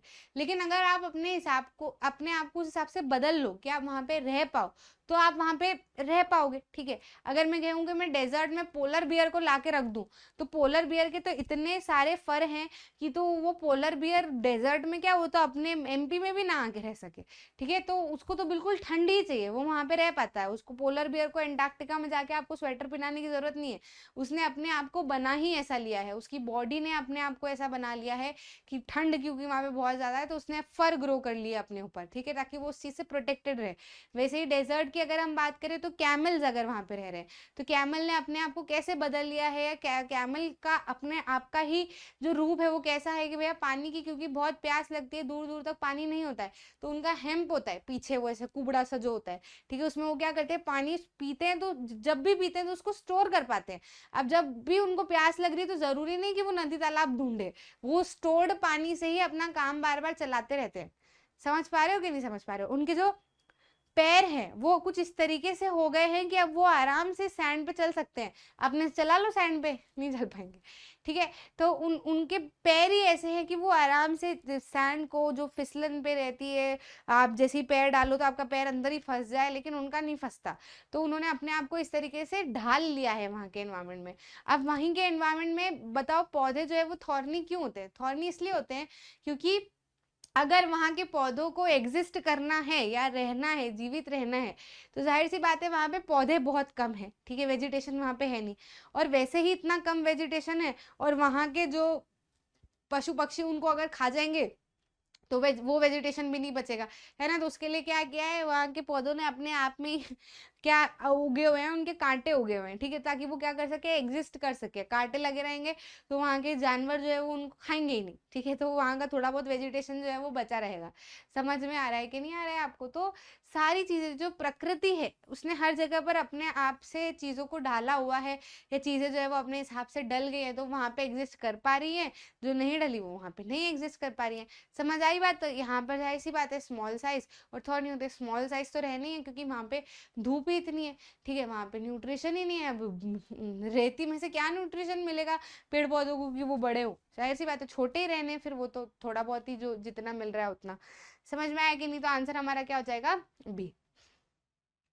नेक्स्ट पे आ जाते हैं। River which flows from east to west, ऐसी नदी जो कि ईस्ट से, नहीं ईस्ट इधर, ईस्ट से वेस्ट की तरफ फ्लो कर रही है ना, ऐसी नदी जो कि क्या कर रही है, ईस्ट से वेस्ट की तरफ फ्लो कर रही है भाई। तो ऐसी कौन सी नदी है जो कि ईस्ट से वेस्ट की तरफ फ्लो कर रही है? ठीक है, तो नर्मदा नदी जो है वो ईस्ट से वेस्ट की तरफ फ्लो करती है, ठीक है, समझ में आया? तो मतलब कैसे जाती है वो कि आप देखोगे कि छत्तीसगढ़ और मध्य प्रदेश की जो बॉर्डर है वहां से कहीं से हमको शुरू होते हुए दिखती है, ठीक है। और साथ ही साथ में किधर जाती है, छत्तीसगढ़ और मध्य प्रदेश की बॉर्डर से शुरू होते होते वो इधर गुजरात तरफ जाती है और समुद्र में जाके मिल जाती है। समझ में आ रहा है? तो वो क्या कर रही है, वो छत्तीसगढ़ इधर की तरफ से आ रहा है और गुजरात इधर आ रहा है, ठीक है, तो वो ईस्ट से वेस्ट की तरफ जा रही है। तो इसको क्या कहते हैं, वेस्ट फ्लोइंग रिवर भी कहते हैं, मतलब वेस्ट की तरफ फ्लो कर रही है ना, तो इसको क्या कहेंगे, वेस्ट फ्लोइंग रिवर भी कहेंगे। बाकी ये जो महानदी है, गोदावरी है, ब्रह्मपुत्र है, ये सब क्या करती है, ये वेस्ट से ईस्ट की तरफ फ्लो करती है, तो इनको क्या कहते हैं, ईस्ट फ्लोइंग रिवर्स भी कहते हैं। समझ में आया? तो अगर यहाँ पे ये फ्रॉम ईस्ट टू वेस्ट की जगह पर ईस्ट टू वेस्ट की जगह पे वेस्ट फ्लोइंग रिवर भी लिख देते तो आपको नर्मदा ही टिक करना है, ठीक है, समझ में आया? तो नर्मदा रिवर जो है वो क्या है, हमारी वेस्ट फ्लोइंग रिवर है, या कहा जाए तो ईस्ट से वेस्ट की तरफ फ्लो करती है। आंसर क्या हो जाएगा? C Narmada. What kind of watermelon crop is, ये कैसी लैंग्वेज है? कई बार क्वेश्चन बनाने वाले लैंग्वेज ही कुछ तो भी डाल देते हैं। What kind of crop is watermelon होना चाहिए ना। ठीक है, तो ये हमने नहीं बनाया है, हमारी कोई गलती नहीं है, ये पेपर से डायरेक्टली उठाए गए सारे के सारे क्वेश्चन, सारे के सारे ऑप्शन भी। ठीक है, तो उन्होंने लिखा हुआ है ऐसे ही कुछ। ठीक है, बाकी कुछ नहीं, वो अपने को अपने दिमाग से समझना है, अपना दिमाग अपने आप समझ ही लेता है। वो यही बोल रहा है ना कुल मिला के कि वाटरमेलन जो है वो किस तरीके की क्रॉप है, तो जाहिर सी बात है जेड क्रॉप है ना। हम पढ़ के आए हैं कि रबी सीजन जो है वो नवंबर से शुरू होता है, अराउंड जून तक चलता है। ठीक है, फिर उसके बाद में खरीफ सीजन जो है वो जुलाई से शुरू होता है, करीब अक्टूबर तक चलता है। फिर इसके बीच में ही हमको जो है वो 2-3 मंथ मिलते हैं, ऐसे जून जुलाई मई जून जुलाई ऐसे करके 3 मंथ मिलते हैं, जिसमें हम हमारे गर्मियों में आपने सुना है ना वाटरमेलन आते हैं, गर्मियों में ही तो आते हैं। तो 1 मंथ में क्या है, बहुत सारी वेजिटेबल्स और जो अपनी फ्रूट्स हैं ये सारे ग्रो कर सकते हैं, क्योंकि इनको लंबा समय नहीं होता है, बहुत ज़्यादा महीने नहीं लगते इनको ग्रो करने में, 1-2 महीने में ये ग्रो कर जाते हैं आराम से। ठीक है, तो ये कौन सी क्रॉप्स हो जाएंगी? जेड क्रॉप हो जाएंगी। आंसर क्या आ जाएगा? Z. Which one of the following is known as Pittsburgh of India? India का पिट्सबर्ग इसमें से किसको कहा जाता है? तो पहली बात तो पिट्सबर्ग अगर किसी को कहा जाता है तो पिट्सबर्ग जैसी क्वालिटी होनी चाहिए। पिट्सबर्ग की ऐसी क्या क्वालिटी है जो हम इसमें ढूंढे, है ना? तो पिट्सबर्ग जो है उसको स्टील का काफी बड़ा प्रोड्यूसर माना जाता है, मतलब वहां पर बहुत सारी ऐसी बड़ी बड़ी प्लांट्स हैं या बड़े बड़े प्लांट्स हैं, वहां पर माइंस है जहाँ पर स्टील जो है वो काफी ज्यादा प्रोड्यूस होता है। ठीक है, तो अब इंडिया में ऐसी कौन सी जगह है जहाँ पे स्टील प्रोड्यूस होता है? तो भाई जमशेदपुर, है ना, जमशेदजी टाटा के नाम से। तो टिस्को जो है, ठीक है, Tata iron and steel company जो है वो किसके द्वारा सेटअप की गई थी? जमशेदजी टाटा द्वारा सेटअप की गई थी, जो कि काफ़ी बड़ा इंटीग्रेटेड स्टील प्लांट है। कहाँ पे बनाया गया था? जमशेदपुर में बनाया हुआ है, जो कि इंडिया में काफ़ी बड़ा एक हब है स्टील का, है ना। तो इसीलिए इसको क्या कहा जाता है? इंडिया का पिट्सबर्ग भी कहा जाता है ना। तो आंसर क्या हो जाएगा हमारा? जमशेदपुर। नाम देखो, क्वेश्चन देखो कहाँ कहाँ से ढूंढ के लेके आते हैं। In which part of Africa Sahara desert is situated in? अच्छा, अभी अभी थोड़ी देर पहले हमने डिस्कस किया था कि सहारा डेजर्ट सबसे बड़ा डेजर्ट है। ठीक है, तो अब इन्होंने पूछ लिया है कि सहारा डेजर्ट अफ्रीका के कौन से पार्ट में आता है भाई, तो वो भी हमको पता है। अफ्रीका का अगर आप हिस्सा देखोगे तो उसमें जो नॉर्दर्न हिस्सा है, नॉर्दर्न दिया हुआ है ना, हाँ सारे पार्टी दे दिए इन्हें। तो जो नॉर्दर्न हिस्सा है भाई हमको मालूम है आंसर। जो नॉर्दर्न हिस्सा है मतलब टॉप मोस्ट ऊपर वाला जो हिस्सा है, वहीं पे क्या पाया जाता है? सहारा डेजर्ट जो है वो हमको मिलता है, मतलब सहारा डेजर्ट नदर्न पार्ट में। जैसे इंडिया के नदर्न पार्ट में कश्मीर है ना, अगर ये क्वेश्चन में पूछ ले कि which part of India Kashmir is located in, तो हमको लिखना है नदर्न पार्ट। ठीक है, कि which part of India Kanyakumari is located in, तो सदर्न पार्ट। जैसे ये पूछ रहे हैं which part of Africa Sahara desert is located in, तो हमको बताना नदर्न पार्ट, क्योंकि नदर्न पार्ट में एग्जिस्ट करता है। ठीक है, तो कोई बड़ा ऐसा रॉकेट साइंस नहीं है, लोकेशन मालूम है हमको, है ना। Chief production in the region having black soil is? अच्छा, आप बोल सकते हो मैम हमको क्या पता, ये तो पढ़ाया नहीं गया। पढ़ाया गया है, आपको ध्यान होगा, जिसमें हमने ओशंस, सारे के सारे 7 ओशंस के बारे में बात की थी, सारे के सारे कॉन्टिनेंट्स के बारे में बात की थी। तो उसमें जब हमने अफ्रीका कॉन्टिनेंट की बात की थी तब हमने उसमें सहारा डेजर्ट की बात की थी, तब मैंने आपको बताया था कि सहारा डेजर्ट जो है वो नदर्न पार्ट में आता है, मेरे को भी तभी से याद है। ठीक है, तो थोड़े तो हम क्या कर जाते हैं उन पॉइंट्स के ऊपर उस समय पे तो ध्यान नहीं देते, वही जब क्वेश्चन बन के आते हैं तो फिर हम सिलेबस को भी ब्लेम कर रहे होते हैं कि बाहर से आ गया। ऐसा नहीं है, छोटी छोटी सी चीजें हैं जो ध्यान में रखोगे तो याद रहेंगी, कोई प्रॉब्लम नहीं है ना। Chief production in the region having black soil is? अच्छा अच्छा, ठीक है, मतलब कई बार ऐसे क्वेश्चन बनाया जाता है ना कि rice is grown in sorry cotton is grown in which soil, है ना, cotton is grown in which soil, which type of a soil, तो हम बोलते हैं ब्लैक सॉइल। ठीक है, अब ये यहाँ पे क्वेश्चन बना के पूछ रहे हैं कि ऐसे इलाके जहाँ पे ब्लैक सॉइल पाई जाती है वहां पे किस चीज का प्रोडक्शन सबसे ज्यादा होता है, तो वो बताओ। तो भाई कॉटन, कुछ भी घुमा लो तुम, आंसर तो वही होना है, बदल तो जाना नहीं है ना। अब आपको ये सारी चीजें मैं क्यों बता रही हूँ ना, आप देखो क्वेश्चन किस तरीके से बनाए गए हैं, समझ रहे हो कि नहीं समझ रहे हो? क्वेश्चन की डिजाइनिंग देखो जरा कैसे, मतलब एकदम लपेटे हुए हैं ये। तो हमको थोड़ा सा क्या रहना पड़ेगा, एक्टिव रहना पड़ेगा, और इनका बनता भी है इस तरीके से बनाना, नहीं तो सभी एनटीएससी स्कॉलर हो जाएंगे। जो समझ जाएगा, ठीक है, अगर इन क्वेश्चन को जो समझ गया उसने सही आंसर अगर लगाया है टिक, तो फिर वही एनटीएससी स्कॉलर बनेगा। अगर बिल्कुल ही आसान आसान से सवाल देते रहेंगे तो सब लोगों को बन जाएंगे, है ना, सब लोगों का आंसर। अब इनको इजी भी रखना है, देखो कंसेप्ट बहुत इजी है, ठीक है, लेकिन इनको बच्चों को छांटना भी है कि कौन समझ रहा है, तो इसलिए फिर ये क्या करते हैं, क्वेश्चन की ट्विस्टिंग कर देते हैं, ताकि बच्चों को, जो स्मार्ट बच्चा हो वो अपने आप इस चीज़ को समझ जाए और आगे बढ़ जाए, ठीक है, उसको मार्क्स मिल जाए तो एनटीएससी स्कॉलर बन जाए। समझ में आ रही है कि नहीं आ रही बात भाई? उनके तरीके तो रहेंगे बच्चों को छांटने के। The youngest folded mountain in India is, India में जो यंगेस्ट फोल्डेड माउंटेन्स हैं, देखो हम पढ़ के आए हैं इंडिया में यंगेस्ट माउंटेन्स कौन से हैं, ठीक है, तो हमने क्या लिखा था, हिमालय, है ना, और उसी में मैंने ओल्डेस्ट भी आपको बताया था तो अरावली। अब यहाँ पे बोला है यंगेस्ट फोल्डेड माउंटेन, तो हम ब्लॉक माउंटेन, फोल्डेड माउंटेन ये पढ़ के आए ना, मैंने आपको पढ़ाया हुआ है, तो उसी में मैंने आपको बताया था कि यंगेस्ट फोल्डेड माउंटेन कौन से, तो शिवालिक, है ना, हमारा जो ईस्ट वाला हिस्सा है, ईस्ट वाला हिस्सा है ये वाला, ठीक है, जिधर चाइना तिब्बत और ये पड़ता है, उसमें जो 3 रेंजेस हैं, है ना, तीनों रेंजेस ग्रेट हिमालय, शिवालिक, और इसके बारे में मैंने आपको बताया। तो जो शिवालिक रेंज है ना वो यंगेस्ट फोल्डेड माउंटेन्स है ना, फोल्डेड माउंटेन्स का टाइप है और नाम क्या है उसका, शिवालिक, ठीक है। अगर सीधे ये पूछते कि which is the oldest mountain ranges of India, तो हम अरावली लिख देते, ठीक है। अच्छा, यहाँ से एक और चीज को रिवाइज करो, कल परसों वाले ही प्रीवियस ईयर क्वेश्चन में मैंने आपको बताया कि जो अरावलीज हैं, है ना, अरावली जो रेंजेस है थार डेजर्ट के बाजू में अरावली रेंजेस है, उसके फुट हिल्स पे खेतरी माइंस है ना, तो जो खेतरी माइंस है उसमें क्या पाया जाता है, कॉपर पाया जाता है। ये क्वेश्चन आपसे पूछा गया था उसमें, ठीक है, क्योंकि यहाँ पे हमको दिख रही है ना अरावली, तो अरावली से रिलेटेड भी सारे क्वेश्चन हम रिवाइज कर लेते हैं, ताकि कई बार फिर वापस अगर वो क्वेश्चन रिपीट हो जाए तो हम भूले ना, ठीक है। समझ में आ रहा है कि नहीं? तो चलो भाई, शिवालिक हो गया। Concept of independent justice system in Indian constitution is abstracted from where. अच्छा, सिविक्स शुरू हो गया, काफी अच्छा पोर्शन है सिविक्स का, तो थोड़ा सा ध्यान लगा के पढ़ना, मैं आपको चीजें समझाने की कोशिश करूंगी, दिमाग में चले गया तो ठीक, नहीं तो थोड़ा बहुत आप आंसर रिटेन भी कर सकते हो, प्रॉब्लम नहीं है, क्योंकि आप के लेवल से थोड़े से डिफिकल्ट क्वेश्चन है ये, आप मान सकते हो, ये वाला क्वेश्चन तो फिर भी इजी है, लेकिन अभी आप आगे देखोगे तो थोड़ा सा लेवल डिफिकल्ट हो सकता है, पर फिर कोई बात नहीं, फिर आपके लिए डिफिकल्ट है तो वो तो सभी बच्चों के लिए डिफिकल्ट है, तो डिफिकल्टी तो सबके लिए बराबर होती है, तो फिर वो सेम ही बात हो जाती है, कुछ अंतर नहीं पड़ता, है ना।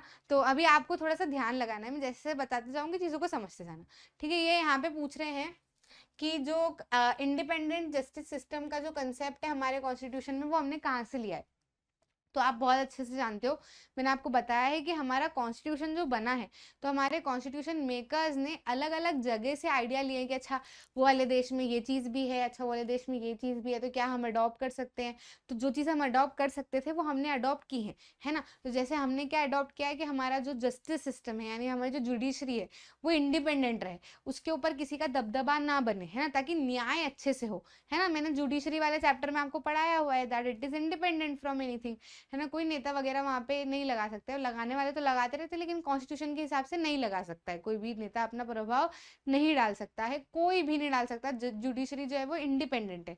समझ में आ रहा है कि नहीं? तो ये जो कंसेप्ट है जुडिशरी के इंडिपेंडेंट होने का, ये हमने किस कंट्री के कॉन्स्टिट्यूशन से लिया है, किससे हमने इसे इंस्पायर होके, हाँ बढ़िया चीजें यार ले सकते हैं, है ना, अपने कॉन्स्टिट्यूशन में, तो ये हमने किससे इंप्रेस होके लिया है, अमेरिका, दैट इज यूएसए, है ना। अच्छा, इसका आंसर तो हो गया अमेरिका यूएसए। अब एक चीज आप बताओ, जो कि ऑलरेडी एक क्वेश्चन में पूछा गया है, कि फंडामेंटल राइट्स जो है, हमने जो फंडामेंटल राइट्स का चीज उठाई है, फंडामेंटल राइट्स का कॉन्सेप्ट उठाया है कि हमारे कॉन्स्टिट्यूशन में हमको लोगों को फंडामेंटल राइट्स भी देनी है, तो ये भी हमने किसी कंट्री से इंस्पायर होके लिया है, ये मैं आपको बता देती हूँ। तो वो कौन सी कंट्री से इंस्पायर होके लिया है ये आपको बताना है ना, तो कमेंट में दिखना चाहिए, ठीक। तो अभी तो इसका आंसर क्या हो जाएगा, America, that is USA. Next question पे आ जाते हैं, joint session of Indian parliament is called by, अगर इंडिया के पार्लियामेंट में जॉइंट सेशन बुलाया जाता है, यानी कि लोकसभा और राज्यसभा दोनों सभा को मिलाकर अगर एक सेशन किया जाता है, तो ये कौन बुलाता है, ठीक है, मतलब किसके कहने पे जॉइंट सेशन लगता है, तो बेसिकली जो जॉइंट सेशन है वो लगता है प्रेसिडेंट के कहने पे, है ना। अगर प्रेसिडेंट को कुछ ऐसी चीज लगेगी यार जॉइंट सेशन होना चाहिए, दोनों सभाओं की बातें होनी चाहिए या मिलकर सेशन लेना चाहिए, तो प्रेसिडेंट जो है इस चीज को कॉल करते हैं। अब इसको लीड कौन करता है, कॉल प्रेसिडेंट करते हैं, लेकिन प्रेसिडेंट लीड नहीं करेंगे, लीड कौन करेगा, लोकसभा के स्पीकर, अगर वो हैं तो प्रेजेंट है, अवेलेबल है, तो लोकसभा के स्पीकर उसको हेड करेंगे। अगर मान लो लोकसभा के स्पीकर किसी कारणवश नहीं आ पाते हैं, तो लोकसभा के जो डिप्टी स्पीकर है वो उसको हेड करेंगे। मान लो किसी कारणवश ये दोनों ही अनअवेलेबल नहीं आ पाते हैं, तो राज्यसभा के जो डिप्टी चेयरमैन है वो इसको हेड करते हैं। ठीक है, समझ में आया? तो अभी फिलहाल इसका आंसर क्या हो जाएगा? प्रेसिडेंट। मैंने जो एक्स्ट्रा चीजें बताई वो एक्स्ट्रा क्वेश्चन कभी फिलहाल कभी कहीं पे फंस जाए तो उसके लिए बताइए, आपको ध्यान में रहे, है ना। For the protection of fundamental rights writ can be issued by. Fundamental rights के प्रोटेक्शन के लिए writ जो है वो कौन इशू करता है? तो पहली बात तो writ क्या होती है और फंडामेंटल राइट का प्रोटेक्शन क्या होता है? जैसे मान लो हर जनता की, हमारे देश में रहने वाले हर नागरिक की कुछ अधिकार है ना, फंडामेंटल राइट्स है, वो उसके अधिकार है, वो उससे कोई नहीं छीन सकता। पर मान लो अगर उनका कोई हनन कर रहा है, जैसे मान लो I have the right to education, लेकिन कोई मुझे कह रहा है कि नहीं इसको नहीं पढ़ने देना, है ना, नहीं इसको नहीं करने देना, नहीं करना, तो ये क्या कर रहे हैं? मेरे मेरे अधिकारों को मुझसे छीन रहे हैं, है ना। तो अब मैं कोर्ट में जाके केस कर सकती हूँ, ठीक है, इस चीज के लिए कि मेरे अधिकारों को छीना जा सकता है, बिल्कुल केस किया जा सकता है इसके ऊपर। ठीक है, तो ये जो writ है इसके ऊपर, writ यानी कि क्या करना चाहिए क्या नहीं करना चाहिए, इज writ। ठीक है, ये ऑर्डर है, ये ऑर्डर है जो कि कोर्ट के द्वारा दिया जाता है। writ क्या है? एक ऑर्डर है जो कि कोर्ट के द्वारा दिया जाता है on what should be done and what should not be done. ठीक है, सिंपल सी भाषा में कहा जाए तो ये writ जो है ये कौन इशू करता है? बेसिकली ये जो writ है ये हाई कोर्ट और सुप्रीम कोर्ट ही इशू कर सकती है। कोई भी सिविल कोर्ट या दूसरे जो भी कोर्ट होते हैं हमारे लो लेवल के कोर्ट, वो नहीं इशू कर सकते। ये सिर्फ हाई कोर्ट और सुप्रीम कोर्ट ही इशू कर सकते हैं। अकॉर्डिंग टू द आर्टिकल भी मैं आपको बता देती हूँ। हाई कोर्ट ये जो है वो हमारे कॉन्स्टिट्यूशन में ही इस चीज के बारे में लिखा गया है। सुप्रीम कोर्ट जो है वो कॉन्स्टिट्यूशन के आर्टिकल 32 के हिसाब से, और हाई कोर्ट जो है वो हाई कोर्ट जो है वो आर्टिकल 226 के हिसाब से, है ना। हमारे कॉन्स्टिट्यूशन के इन दोनों आर्टिकल के हिसाब से, इन दोनों आर्टिकल में लिखा हुआ है कि हाई कोर्ट और सुप्रीम कोर्ट जो है वो writ इशू कर सकता है अगर किसी की भी फंडामेंटल राइट को प्रोटेक्ट करना है तो। ठीक है, अभी writ जो है फिर वो हबीस कॉर्पस वगैरह भी लगता है, तो अभी आपको उससे कोई काम नहीं है फिलहाल, हाल फिलहाल, बाकी आप अभी इतना ध्यान रख सकते हो। ठीक है, समझ में आया? Of the following the lowest civil court is, इनमें से सबसे छोटा सिविल कोर्ट जो है वो कौन सा है? तो सिविल कोर्ट लगते हैं, है ना, हमारे नागरिक के कोर्ट लगते हैं डिस्ट्रिक्ट लेवल पे, तो उसमें भी अलग अलग लेवल्स हैं। तो उसमें सबसे छोटा, सबसे लो लेवल का सिविल कोर्ट कौन सा है?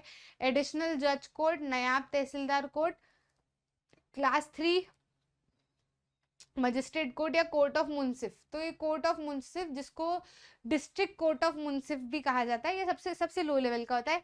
फिर ये बाकी जो 3 है ये इनके ऊपर होते हैं। ठीक है, तो सिविल कोर्ट में सबसे लो लेवल का जो लोएस्ट लेवल का जो सिविल कोर्ट होता है वो क्या होता है? कोर्ट ऑफ मुंसिफ होता है। How the lieutenant general of lieutenant governor of union territory works independently without taking a decision from the office. ठीक है, तो जो लेफ्टिनेंट गवर्नर है यूनियन टेरिटरी का, वो इंडिपेंडेंटली किस तरीके से काम करता है बिना ऑफिस से कोई भी डिसीजन लिए? तो वो लॉ एंड ऑर्डर के हिसाब से काम करता है। ठीक है, उसको जो लॉ एंड ऑर्डर जो लगता है कि यार लॉ एंड ऑर्डर के लिए ये चीज़ करनी चाहिए, ये चीज़ नहीं करनी चाहिए, तो उस हिसाब से वो अपने डिसीजन लेता है without taking it from the office. ठीक है, तो यहाँ पर हमारा आंसर जो है वो क्या हो जाएगा? Law and order. ठीक, Who has the power to appoint and suspend the chief election commission? किसके पास में वो हक है या किसके पास में ये अधिकार है कि वो चीफ इलेक्शन कमीशन को अपॉइंट कर सकते हैं या फिर सस्पेंड कर सकते हैं? तो ये अधिकार सिर्फ और सिर्फ किसके पास में है? प्रेसिडेंट के पास में। मैंने आपको बताया हुआ है कि इलेक्शन कमीशन जो है वो हमारी 3 मेंबर्ड बॉडी है। कितनी मेंबर्ड बॉडी है? 3 मेंबर्ड बॉडी है। इसमें 3 ही लोग हैं, एक तो मेन जो है वो इलेक्शन कमिश्नर है, चीफ इलेक्शन कमिश्नर है, और 2 जो है वो इलेक्शन कमिश्नर्स हैं, है ना। तो इनको अपॉइंट कौन करता है? प्रेसिडेंट, और इनको सस्पेंड भी कौन कर सकता है? प्रेसिडेंट ही सस्पेंड कर सकते हैं। When was the Constitution of India fully prepared? India का कॉन्स्टिट्यूशन पूरी तरीके से कब प्रिपेयर हो गया था? ठीक है, कब प्रिपेयर कर दिया गया था? तो बेसिकली अगर देखा जाए तो इसकी कहानी मैं आपको बहुत बार सुना चुकी हूँ कि लाहौर वाले सेशन में, है ना, लाहौर वाले सेशन में जवाहरलाल नेहरू जी को गुस्सा आया और उन्होंने बोला, उन्होंने शपथ ली कि आने वाले समय में, मतलब अगले साल जो है वो 26 जनवरी 1930 को कैसे भी करके हमको आज़ादी चाहिए ही चाहिए, है ना। लेकिन हमको उस समय पे तो आज़ादी मिल नहीं पाई थी। फिर हमारा क्या हुआ कि 1947 को हमको आज़ादी मिली, फिर कॉन्स्टिट्यूएंट असेंबली बैठी और फाइनली हमारा प्रियम्बल जो है वो 26 नवंबर 49 को लिख दिया गया था, कंप्लीट हो गया था, है ना, मतलब हमने कॉन्स्टिट्यूशन की राइटिंग भी पूरी कर ली थी और हमारा प्रियम्बल भी सबसे लास्ट में लिखा गया था, जो कि कंप्लीट हो गया था 26 नवंबर 1949 को, ठीक है। लेकिन फिर भी उस दिन को कोमेमोरेट करने के लिए कि अरे यार थोड़े साल पहले हमने शपथ ली थी कि यार 26 जनवरी 1930 को हम जो है वो आज़ादी पाएंगे, लेकिन देखो आज हम आज़ाद हो गए हैं और कुछ महीने बाद ही 26 नवंबर 1949 तो चल ही रहा था, तो अब क्या है, नवंबर दिसंबर जनवरी, ठीक है, तो 2 महीने बाद ही वो डेट फिर से आने वाली है, कुछ सालों बाद, मतलब करीब 20 साल होने वाले हैं उस बात को, है ना। तो उसको कोमेमोरेट करने के लिए हम अपने आप को जो कॉन्स्टिट्यूशन है वो उसी दिन देंगे, है ना। तो हम क्या करते हैं, रिपब्लिक डे बेसिकली कब बनाते हैं, 26 जनवरी 1950। हालांकि हमारा जो प्रियम्बल है वो हमने 26 नवंबर 1949 को ही कंप्लीट कर लिया था, है ना। तो जो मेन प्रिपेयर, ये क्या बोल रहा है, कॉन्स्टिट्यूशन कब प्रिपेयर हुआ था, तो कॉन्स्टिट्यूशन पूरी तरीके से कब प्रिपेयर हुआ था, तो आपको डेट क्या लिखनी है, 26 नवंबर 1949। और अगर ये पूछता है कि हमने अपने आप को कॉन्स्टिट्यूशन कब दिया, या बेसिकली हमने अपने आप को दुनिया के सामने रिपब्लिक कब घोषित किया, तो वो हमने 26 जनवरी 1950 को किया था, जिस दिन हम रिपब्लिक डे बनाते हैं। अभी ये कह रहे हैं कॉन्स्टिट्यूशन कब प्रिपेयर हो गया था, तो वो हमने 26 नवंबर 1949 को ही प्रिपेयर कर लिया था, ठीक है। नेक्स्ट क्वेश्चन पे आ जाते हैं। How many basic duties are presently mentioned in the constitution, constitution में कितनी बेसिक ड्यूटीज अभी प्रेजेंटली है ना। तो हमारी फंडामेंटल ड्यूटीज कॉन्स्टिट्यूशन के पार्ट 4 में लिखी गई है, पार्ट 3 में फंडामेंटल राइट्स लिखी है और पार्ट 4 में कॉन्स्टिट्यूशनल ड्यूटीज लिखी है। तो बेसिकली अगर देखा जाए तो 10 ही फंडामेंटल ड्यूटीज थी, लेकिन कॉन्स्टिट्यूशन को अमेंड किया गया 83rd टाइम, है ना। तो 83rd कॉन्स्टिट्यूशन में ये अमेंडमेंट में ये लिखा गया कि अब हमारी फंडामेंटल ड्यूटीज 11 होंगी, और 11वीं ड्यूटी ये लिखी गई कि हर पेरेंट की या हर गार्डियन की ये ड्यूटी है, ये उसकी जवाबदारी है कि वो अपने बच्चों को 6 से 14 साल के बीच में एजुकेशन प्रोवाइड करवाए ही करवाए। अगर वो करता है तो वो कोई एहसान नहीं कर रहा है, ये उसकी ड्यूटी है कि उसको अपने बच्चे को 6 से 14 साल की उम्र में तो एजुकेशन प्रोवाइड करना ही करना है। फिर आगे अगर उनसे बनता है तो वो करें, नहीं बनता है तो फिर आगे देखा जाएगा, फिर आगे जो भी चीज़ है वो की जा सकती है, ठीक है। लेकिन एटलीस्ट 6 से 14 साल की उम्र में तो क्या करना चाहिए, ये गार्डियन की जवाबदारी है, गार्डियन या पेरेंट की जवाबदारी है, पेरेंट की ड्यूटी है कि वो अपने बच्चों को एजुकेशन प्रोवाइड करे, है ना। तो कुल मिला के कितनी होगी, पहले 10 थी, लेकिन अभी प्रेजेंट की बात हो रही है तो 11 हो गई, इसलिए हम 10 ना टिक करते हुए 11 टिक करेंगे। Which is included in the capital account of budget, इनमें से क्या इंक्लूड है बजट के कैपिटल अकाउंट में, तो हम पढ़ लेते हैं। Income received from public borrowing, income received from tax source, income received from non tax source. तो ये दोनों टैक्स सोर्स और नॉन टैक्स सोर्स से जो हम इनकम रिसीव करते हैं वो कैपिटल बजट के अकाउंट में नहीं आता है। कैपिटल बजट के अकाउंट में जो पब्लिक बोरोइंग से जो भी पैसा आया है उसी चीज को इंक्लूड करते हैं हम, किसमें, हमारे कैपिटल अकाउंट ऑफ बजट में, ठीक है। नेक्स्ट क्वेश्चन पे आ जाते हैं। अभी इसका आंसर क्या हो जाएगा, income received from public borrowing, ठीक है। What is the nature of income tax in India, India में जो इनकम टैक्स का नेचर है वो बेसिकली कैसा है। तो इंडिया में आपने सुना है हमारा जो इनकम टैक्स है उसको डायरेक्ट टैक्स भी कहा जाता है, ठीक है। क्या कहा जाता है, डायरेक्ट टैक्स भी कहा जाता है, कि जनता जो है, मतलब जो भी पर्टिकुलर इंसान है वो पिछले 10 सालों में अगर यहाँ पर रहा है ना, फिर उसके बाद उसकी सैलरी कितनी है, ठीक है। तो सैलरी के हिसाब से अलग अलग स्लैब है, उस हिसाब से इनकम टैक्स लिया जाता है। 5 लाख के अंदर अंदर है अगर, तो आपका जो है वो टीडीएस कटता है, लेकिन फिर आपको पूरा का पूरा पैसा रिटर्न कर देते हैं, ठीक है। लेकिन अगर आपके 5 लाख से ऊपर है, फिर वो दूसरे स्लैब में अगर आप आ रहे हो, जैसे 5 स्लैब है कुछ, हाँ, एक में 5% कटता है, एक में 10% कटता है, एक में 20% कटता है, एक में 30% कटता है। तो आप जितना पैसा कमाते हो उस हिसाब से आपको टैक्स पे करना पड़ता है। कम कमाते हो तो कम टैक्स पे करना पड़ता है, ज्यादा कमाते हो तो ज्यादा टैक्स पे करना पड़ता है, ठीक है। तो ये क्या है, डायरेक्ट टैक्स में आता है, इसको प्रोग्रेसिव टैक्स भी कहा जाता है। जो नेचर है ये क्या है, प्रोग्रेसिव टैक्स भी है। फिर आगे चल के ये प्रोपोर्शनल भी हो जाता है, लेकिन कुल मिला के आप इसको प्रोग्रेसिव कह सकते हो, है ना। तो यहाँ पे आपको तो क्या लिखना है भैया, प्रोग्रेसिव ही हमको आंसर में लिखना है, क्योंकि जो शुरुआती दौर में जो टैक्स का नेचर है वो क्या है, प्रोग्रेसिव ही है। When was the consumer protection act enacted, कब कंज्यूमर प्रोटेक्शन एक्ट जो है वो इनेक्ट हुआ था, ये हमको बताना है।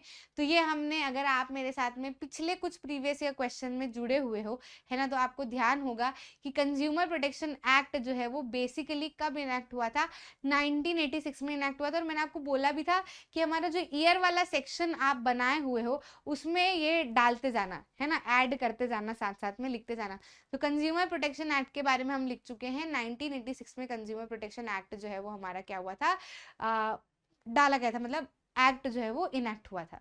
इतना समझ में आया? तो यहाँ पे क्या हो गए हमारे क्वेश्चन नंबर 35 जो है वो, आई होप इतने ही क्वेश्चन आपको इसमें अवेलेबल है ना।